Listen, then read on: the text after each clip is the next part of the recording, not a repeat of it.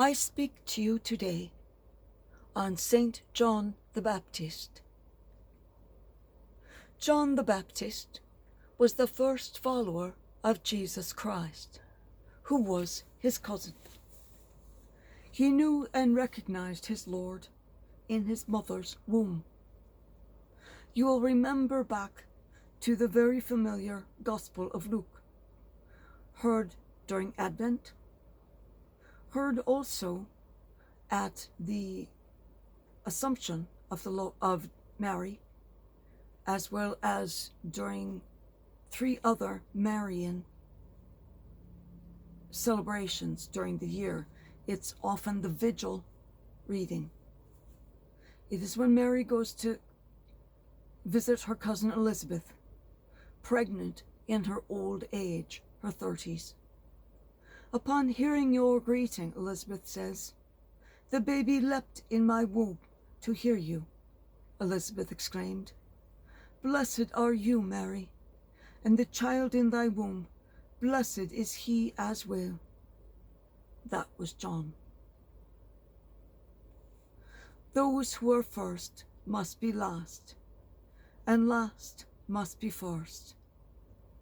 And those who are served now shall be the ones serving when my Father comes, and those who are serving shall now be served. Christ was speaking of John. At the declaration of his birth by the angel Gabriel, the Lord God's herald angel, he noted, "You will have joy and gladness, and many will rejoice at John's birth, for he will be great in the sight of the Lord. John will drink neither wine nor strong drink. He will be filled with the Holy Spirit, even from his mother's womb.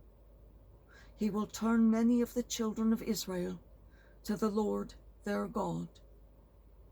He will go before him in the spirit and power of Elijah, to turn their hearts toward their children, and the disobedient to the understanding of the righteous, to prepare a people fit for the Lord." Now, if you recall, there is a reading that we hear during Lent where they talk about John, how he refused to drink. In that gospel, what are we to say about the people of this generation? We played a lute and you did not dance. We offered John drink and he would not drink. But Jesus drinks and he is a drunkard. Do you remember that one? This is why John did not drink at all, which in that day and age was very unusual, because to drink the water was to die, because they didn't know about boiling the water to make it clean. They called John the second coming of Elijah, because he did many of the things the prophet Elijah had done. And right here, the angel is saying he will have the power of Elijah to turn the hearts of the children toward their family, and to turn the disobedient to understanding the righteous. Basically, bringing those that are disobedient to God back to the church, back to the faith. John the Baptist was first as follower, but also the first to lose his life in service to Christ. He was never one to be served, but was also always serving others.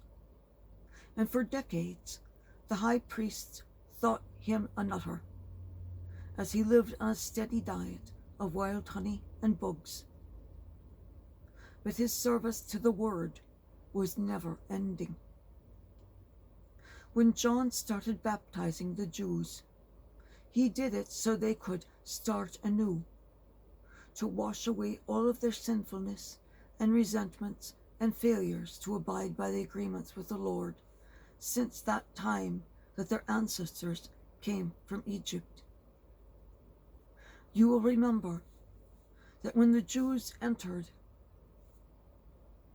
all of Judea and entered Jerusalem, the land of milk and honey, they crossed the Jordan River, which was the water which Moses could not cross. So in effect, by John baptizing them in the water of the Jordan River, he was re-establishing their individual bond with the Lord.